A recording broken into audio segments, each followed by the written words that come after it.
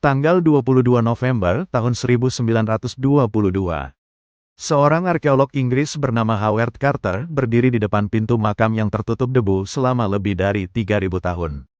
Di baliknya, tersimpan harta karun Firaun muda bernama Tutankhamun, makam kerajaan Mesir paling utuh yang pernah ditemukan. Tapi menurut legenda yang berkembang setelahnya, di dalam makam itu juga tertulis sebuah peringatan, kematian akan datang cepat bagi mereka yang mengganggu tidur sang Firaun. Dalam beberapa bulan setelah makam dibuka, orang-orang yang terlibat dalam penggalian itu satu persatu meninggal dunia dengan cara yang aneh dan tiba-tiba. Dunia menyebutnya kutukan Firaun. Tapi apakah ini benar-benar kutukan kuno yang bangkit dari kubur? Atau ada penjelasan yang jauh lebih masuk akal yang tersembunyi di balik legenda ini? Mari kita telusuri.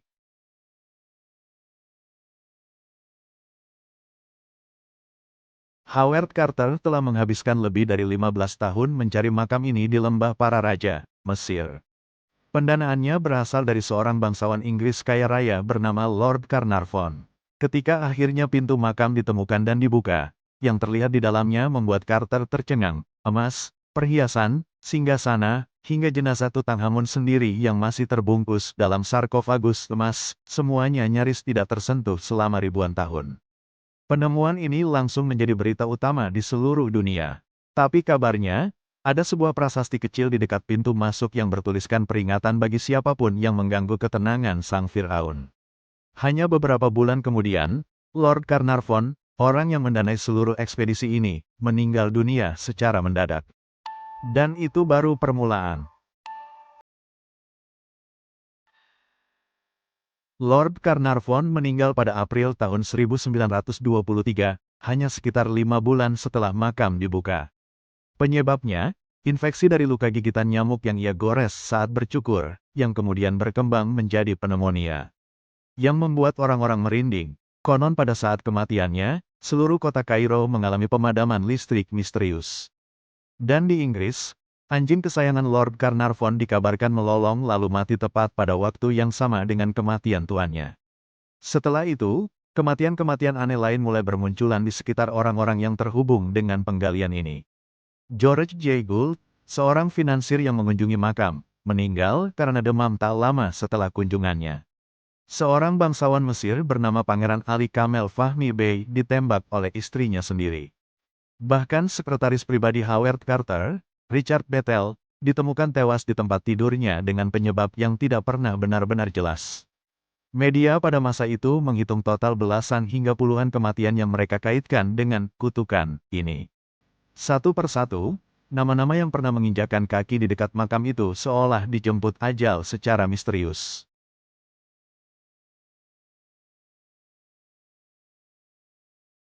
Kenapa cerita ini menyebar begitu cepat dan begitu luas? Jawabannya sederhana, media pada tahun 1920-an sedang mencari cerita sensasional, dan kutukan mumi adalah bahan berita yang sempurna. Surat kabar besar berlomba memberitakan setiap kematian yang punya kaitan, bahkan sekecil apapun, dengan penggalian makam Tutankhamun. Penulis terkenal seperti Arthur Conan Doyle, pencipta Sherlock Holmes, bahkan secara terbuka mendukung teori bahwa kutukan ini nyata, yang semakin memperkuat kepercayaan publik. Padahal, dari lebih dari 60 orang yang hadir saat pembukaan makam dan ruang pemakaman, sebagian besar dari mereka hidup normal selama bertahun-tahun setelahnya, termasuk Howard Carter sendiri, orang yang paling lama dan paling dekat kontaknya dengan makam itu. Ia meninggal 17 tahun kemudian di usia 64 tahun, karena sebab alami.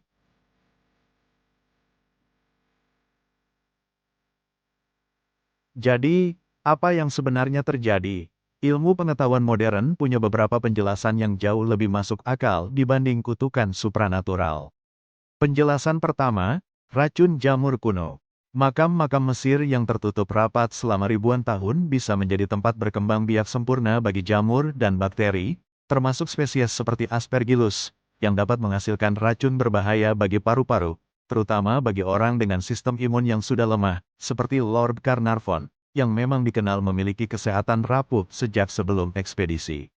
Penjelasan kedua, bias statistik yang disebut seleksi cherry picking. Media hanya menyoroti kematian yang terjadi dan mengabaikan puluhan orang lain yang hadir di penggalian tapi hidup sehat bertahun-tahun setelahnya.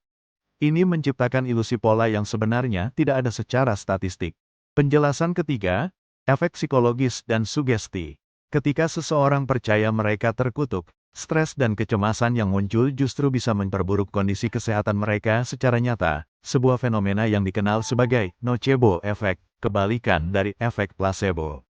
Dan yang terakhir, faktanya prasasti peringatan yang sering dikutip sebagai kutukan tertulis itu sendiri masih diperdebatkan keasliannya oleh para Egiptolog. Beberapa arkeolog modern meragukan apakah prasasti semacam itu benar-benar ada di dalam makam Tutankhamun, atau ini bagian dari legenda yang berkembang belakangan.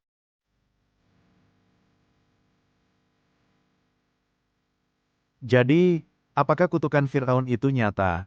Buktinya menunjukkan jawaban yang lebih membosankan dibanding legenda, kombinasi kebetulan, bias media, kondisi kesehatan yang memang rentan, dan sedikit bantuan dari psikologi manusia yang gemar mencari pola bahkan ketika pola itu tidak benar-benar ada. Tapi mungkin itulah yang membuat kisah ini tetap menarik seabad kemudian, bukan karena mumi benar-benar bangkit untuk membalas dendam, tapi karena kisah ini menunjukkan bagaimana manusia, sejak dulu hingga sekarang, selalu tertarik pada misteri yang tidak sepenuhnya bisa dijelaskan. Kalau kamu suka video ini, jangan lupa subscribe channel Reruntuhan Sejarah dan nyalakan notifikasi biar gak ketinggalan misteri sejarah berikutnya. Menurut kamu, apakah masih ada makam kuno lain yang menyimpan kutukan yang belum terungkap? Tulis di kolom komentar. Sampai jumpa di reruntuhan berikutnya.